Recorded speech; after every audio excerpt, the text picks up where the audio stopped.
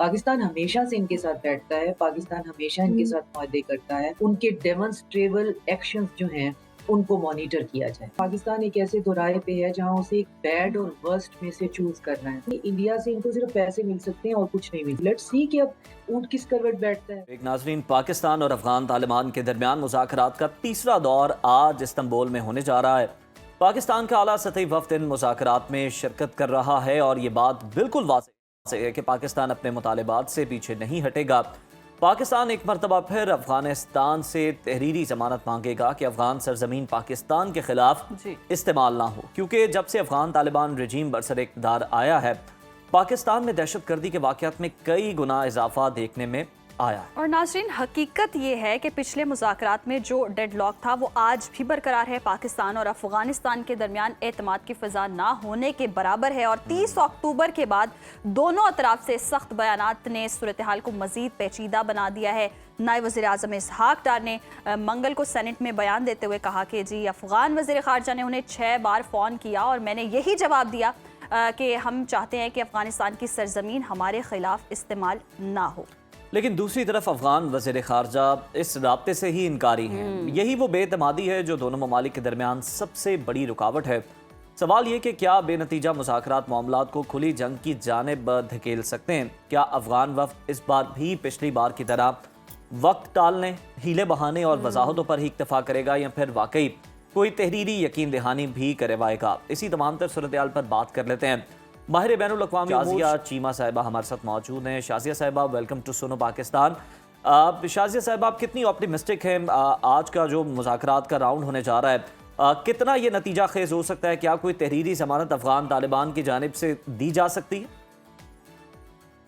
देखिए, बहुत मुश्किल है ये कहना कि वो कोई तहरीरी ज़मानत दे पाएँगे, क्योंकि अभी जो आप बात कर रहे हैं कि ट्रस्ट डेफ़िसिट है, मेरे ख़्याल में बेयकीनी की फ़िज़ा जो है वो अफ़गानिस्तान के अंदर है, वो इसके अंदर एक बहुत बड़ा की फैक्टर है। सही। और वो जो अनसर्टेनिटी है, जो सराउंड कर रही है उनकी अपनी हुकूमत, अपनी रजीम की, और जो उनकी अपना केओस जो है वो क्रिएट किया हुआ है, और जो 33 वहाँ पे फ्रैक्शंस जो हैं, टेररिस्ट आउटफिट मौजूद हैं। तो ये जो बेयकीनी है जिसमें उनकी इनएबिलिटी और उनकी जो कैपेसिटी है ये ज़ाहिर करने की कि उनके पास पॉलिटिकल विल भी नहीं है और वो कुछ कर भी नहीं सकते, तो ये इसमें बहुत बड़ा फैक्टर हो।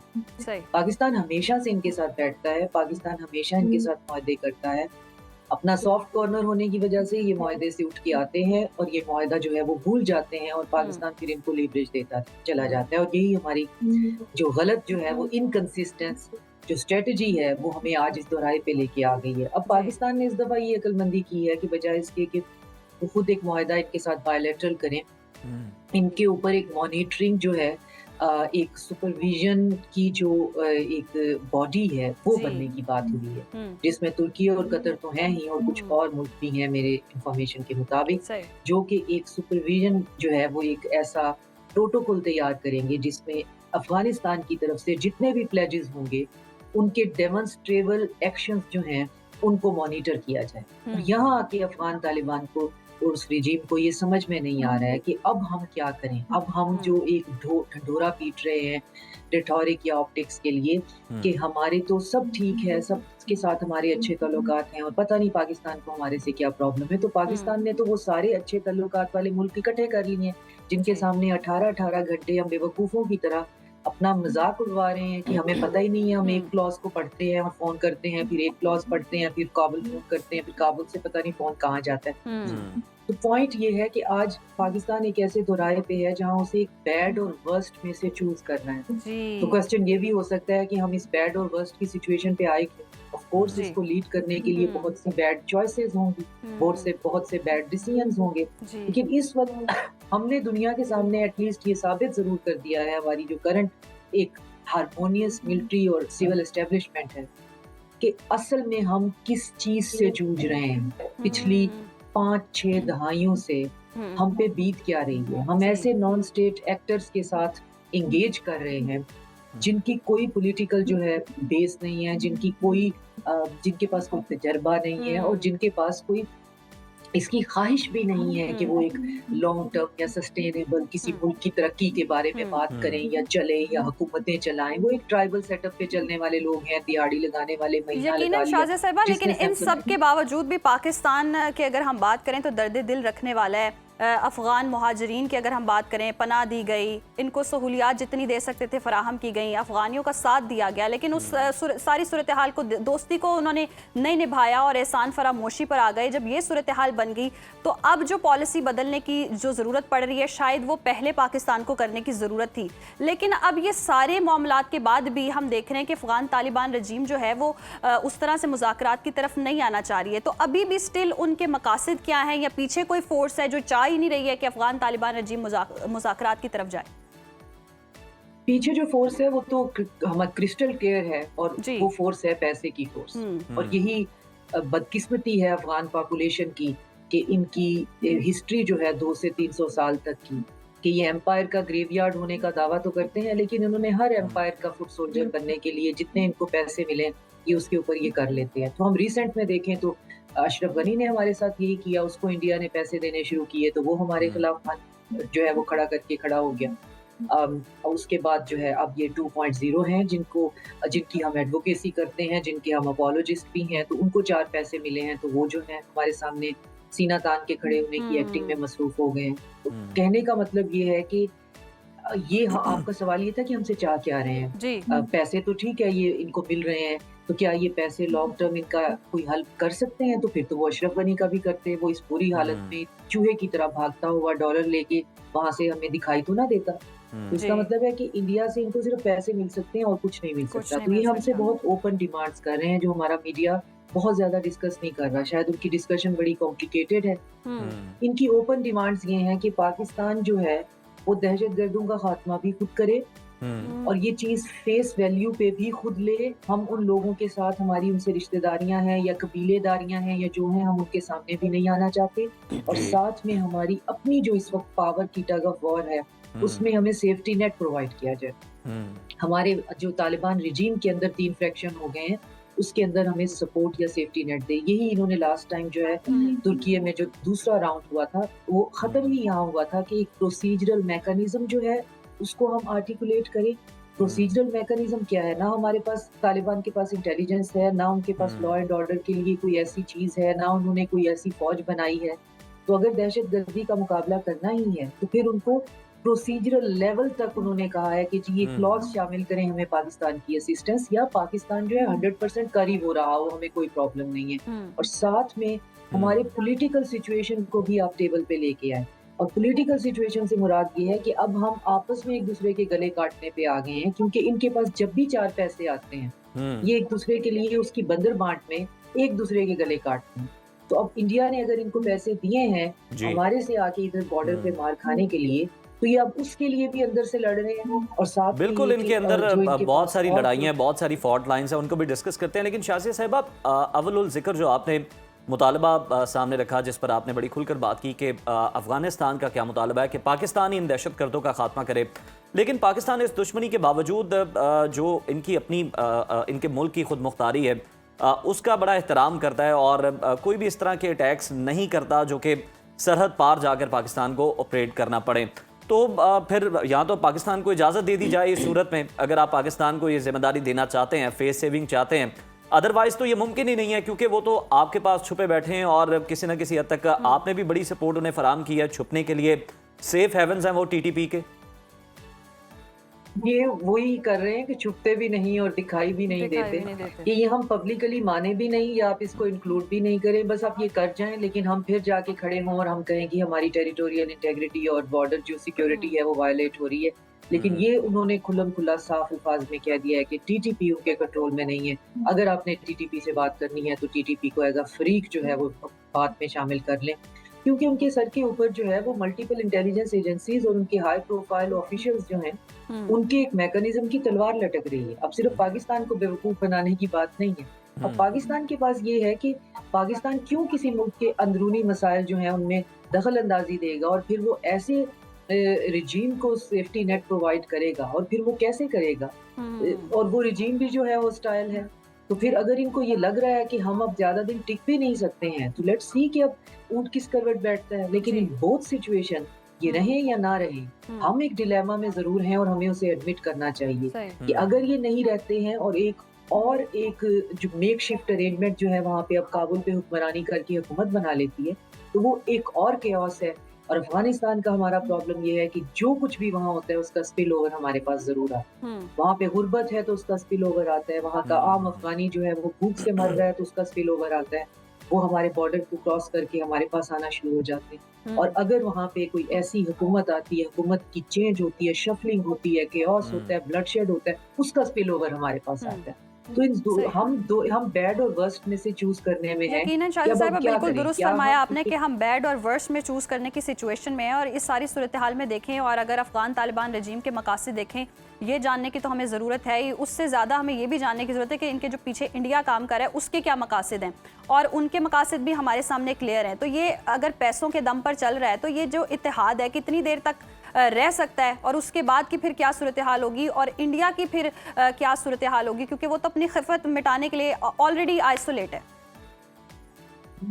ये इत्तेहाद बहुत ज्यादा देर तक नहीं चल सकता। ये माजी में बहुत दफा कायम हुआ है। ये ट्रांजैक्शनल किस्म का इत्तेहाद है, और इत्तेहाद भी उनके साथ जिनको पैसे लेने की आदत है, और वो भी काउंट करके हाथों में नहीं, बोरियों में, कूलर्स में और सैमसोनाइट के बड़े बड़े बैग्स में। तो उनके मुंह को ये खून लगा हुआ है जो उनको वेस्ट ने जब यहाँ पे आए हैं और हमारे लिए ये पूरा टेररिज्म का एक नेटवर्क और इंफ्रास्ट्रक्चर उन्होंने बनाया, जिसको ख्वाजा आसिफ ने फिर एक वेस्टर्न जो जर्नलिस्ट हैं उनके सवाल को उनके ही मुंह पे मारा कि कम से कम आप ये सवाल हमसे नहीं कर सकती हैं, बाकी दुनिया का हर बंदा कर सकता है कि पाकिस्तान टेररिज्म के अगेंस्ट क्या कर रहा है, क्योंकि जो चीज प्रोड्यूस आपने की है उसका मलबा आप हमारे ऊपर नहीं डाल सकती हैं। तो वो ख्वाजा आसिफ ही हैं, वो अपने ही तरीके से यकीनन जो है वो जवाब दे सकते हैं और वो दे रहे हैं।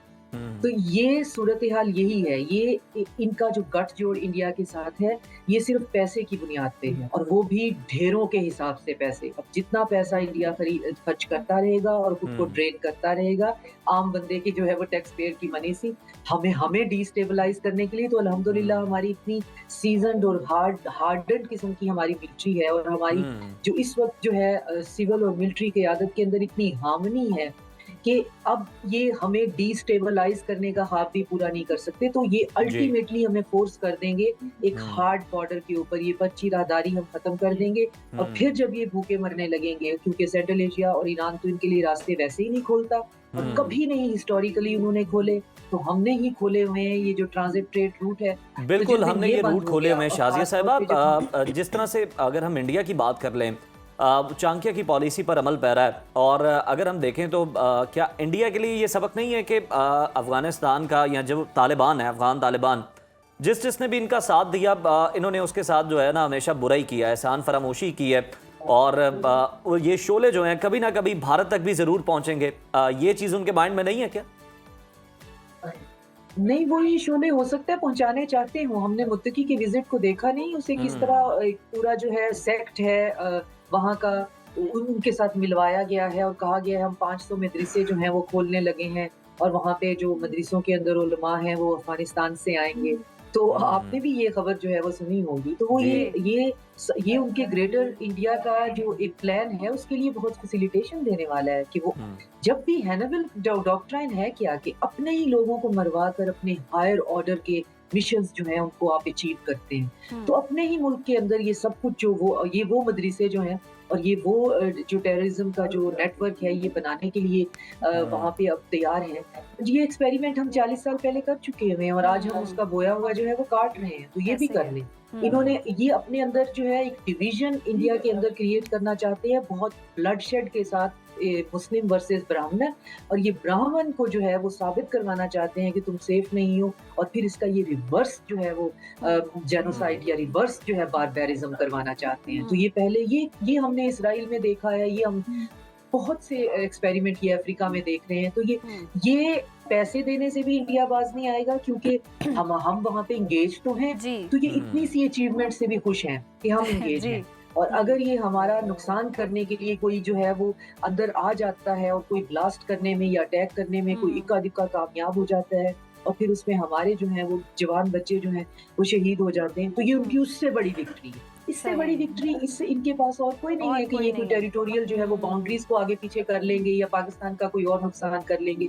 तो वो जो ढेरों के हिसाब से पैसे दे रहे हैं, एक उन्होंने अफगानिस्तान को और ये जो तालिबान रिजीम और अलकायदा, आईसिस है और दाइश है, उसको बाकायदा सेफ हेवन इंडिया के अंदर प्रोवाइड करने हैं। और यकीनन क्योंकि शाहज़ा वो साहिबा ये अब जालिम बनकर ही एक्सपेक्ट करना खुश हैं चाह और ये इंसानी हुकूक की खिलाफ वर्जियाँ करके खुश हैं और इनके मकासद भी बस यही हैं और कुछ अल्टीमेटली इनको हासिल भी नहीं होना क्योंकि जितनी मजबूत ताकत से ये लड़ रहे हैं ये लड़ भी नहीं सकते, इनके पास वो वाली कैपेसिटी भी नहीं है। वो तो हमने देख ही लिया, बुनियानुल मरसूस में भी हमने देखा कि जितनी बड़ी कामयाबी पाकिस्तान को नसीब हुई, इसके बाद तो मेरे ख्याल से उनकी हिम्मत भी नहीं होगी कि वो इस तरह का कोई एडवेंचर मिस एडवेंचर कर सकें। लेकिन इस सारी सूरत हाल के बाद फिर भी बात वही है कि मुज़ाकरात की मेज़ पर ही आके रुकती है। तो ये जो अब तीसरा दौर शुरू होने वाला है ये कितना कोई कामयाब हो पाएगा या नहीं हो पाएगा, या ये तहरीरी तौर पर मुतालबा मानेंगे या नहीं मानेंगे, आपको क्या सूरत हाल लगे? तहरीरी तौर पे इनको मुतालबा मनवाने के लिए यही है कि फिर वही इनको कोई लालच ही देना पड़ेगा और लालच में सबसे बड़ी इस वक्त का जो डिमांड है कि हमें बचाओ। तो हमें बचाओ के लिए अगर तुर्की, कतर और बाकी जो फरीकैन हैं वो ये हमें बचाओ के नारे के पीछे थोड़ा सा इनको सपोर्ट कर देते हैं तो मुआहदे पे दस्तखत हो जाएंगे। लेकिन मुआहदा जो है वो जो भी प्लेजेस वहाँ पे होंगे, ये मैं ऑन रिकॉर्ड कह रही हूँ कि चाहे ये उस पर तुर्की और कतर की मशावरत से या उनकी समझाने से उस पे दस्तखत कर भी आए, ये कुछ भी दस्तखत कर आए, ये कुछ भी प्लेज कर आए, ये इनके पास कैपेसिटी नहीं है उसको एग्जीक्यूट करने की, क्योंकि कुछ भी इनके कंट्रोल में नहीं है। इनके दावों से चीजें इनके कंट्रोल में नहीं होती। इन्होंने एक ऐसा हजूम वहाँ पे इकट्ठा किया हुआ है, इवन इनकी हुकूमत में भी जो एथनिक अफगानी नहीं है, ना वो पश्तून है, ना पश्तीन है, ना वो फारसी स्पीकिंग अफगानी है, ना ये वो हैं। तो ये बाहर से आए हुए लोग हैं, डिफरेंट एथनिसिटीज के, डिफरेंट लिंग्विस्टिक बैकग्राउंड के, इनके कंट्रोल में कुछ भी नहीं है। ये वहाँ पे प्लेजेस हो सकता है कामयाब हो जाए फरीकैन जो है इनको किसी चीज पे साइन करवाने के लिए, लेकिन पाकिस्तान स्क्वायर वन पे खड़ा होगा और वो स्क्वायर वन होगा कि हमने इनको किस तरीके से रीजन के अंदर रहते हुए कैसे जो है ना सिर्फ ये कि कंट्रोल करना है बल्कि आम अफगानी को सिक्योर भी करना है। तो हम फिर आगे वहीं पे खड़े हो जाएंगे। इनको इनके साथ निमटना और आम अफगानी को रोटी देना, यही हम पिछले 60 साल से कर रहे हैं और यही हम अब मुझे आगे होता बिल्कुल, हुआ हम नजर आ रहा है। बाकायदा इनके लिए कोटा, तालीमी इदारों में इलाज मुआलजे के लिए हर तरह से फैसिलिटेट पाकिस्तान जो कर सकता था वो किया और इतने ज़्यादा मुहाजिरीन का हमने बोझ भी बर्दाश्त किया। और आपने जिस तरह से सही कहा कि अगर ये कोई एग्रीमेंट कर भी देते हैं किसी लालच की वजह से, लेकिन उस पर कोई बहुत ज़्यादा तवक्कुआत उम्मीदें नहीं रखी जा सकती। दोहा मुआहदा हमारे सामने मौजूद है जो अफगान तालिबान ने किया था, उस पर किस हद तक अमल दरामद हुआ ये सबके सामने। बहुत शुक्रिया शाज़िया चीमा साहिबा आपके वक्त का।